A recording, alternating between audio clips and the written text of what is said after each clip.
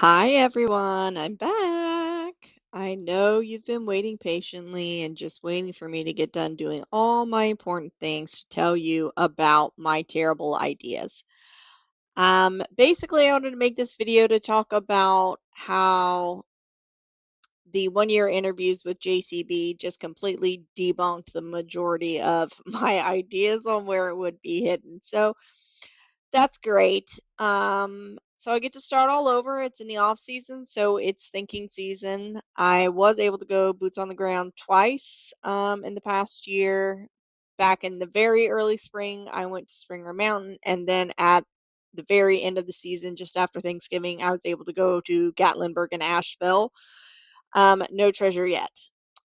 But during that trip to Gatlinburg and Asheville, I was listening to the 1 year interviews he did and basically had to throw out all my ideas. So it turned into really a recon trip to see what possible meaning I could gather from the general area because I really did think it was in North Carolina, but now I don't. So this is a recap of my best bad ideas because I've been really close to the chest about the Appalachian Trail box, but now I'm ready to share because I'm convinced they are wrong.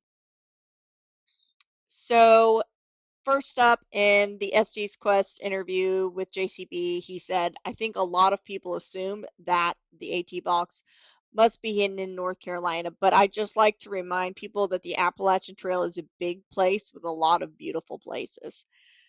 The fact that he called out that it's not necessarily in North Carolina and that he wants people to explore other areas says to me that it's not in North Carolina. I firmly believe that the AT box is the one that he's surprised hasn't been found yet. Um, in his interview with American Treasure podcast, you can hear him talking about the 3 ways to solve the map, and he's like so frustrated. You can like hear him like banging his pen on the desk, like there are 3 ways to solve this map.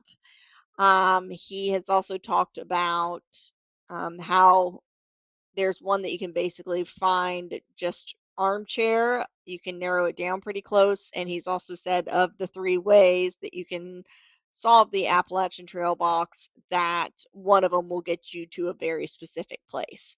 So I'm pretty sure that's the one that he's kind of shocked hasn't been found yet. And I think he kind of wants one to be found. Just that's just the general vibe I'm getting is he's ready for this to get a little more traction, a little more action, and get down the road.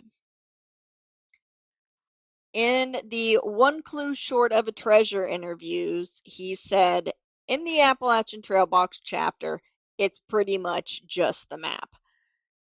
That was a huge clue for me.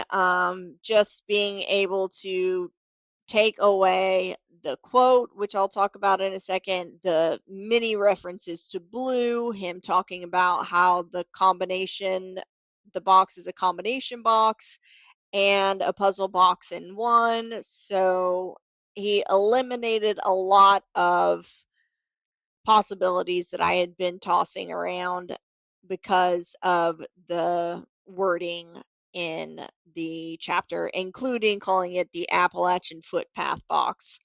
Additionally, he said, I'd have to go back and read the chapter because I might have put something of value into the text there, but I think you're fine with the map. Like, if he can't remember if he put a clue in the text, I'm not going to be able to figure out which detail it was that he meant to be a clue. So for me, I'm solely looking at the map from now on. And then the American Treasure podcast is really when it sunk the nails into the coffin. He said, I did use AI, and then I had a program I could go in and do art on top of art. There are multiple layers there. The template, kind of the map paper, the background of the map was generally AI, and a lot of the smaller images were AI. There are some things on the map that are not AI and that I also did not draw and that no one else drew. There are a couple things there that are not AI and were not drawn by me. So that puts together for me that there are some things on that background, that template, that map paper that might be scribbles, it might be the creases, it might be the outline that looks like mountains, it could be some of the really faint details we're seeing in there that he did not intend to be clues but are just kind of part of that paper. Then the next quote was, the Appalachian Trail is going to get you pretty close, but that does not mean it's like 10 feet off the trail. It's relative to the Appalachian Trail. There are a lot of trails off the Appalachian Trail, which this is something that has been widely discussed, that there are multiple trails that cross, but him saying, you know, it's relative to the Appalachian Trail, the trail's going to get you majority of the way there. That to me says, ding, ding, ding, it's on a side trail for sure. Whether that's a side trail that's just to a campground or a major side trail or a side trail to a privy or just a side trail to an overlook. That it's hard to narrow down, but it does explain why it's called the Appalachian Footpath box. And then lastly, another big one. Man, this American Treasure podcast episode really just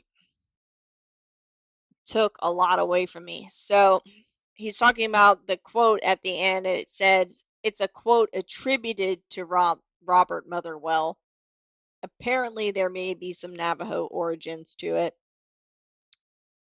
I have had a theory all along that it is sort of about the appropriation of Native American culture, that Robert Motherwell was this professor at the college in North Carolina, near Asheville, near Statesville.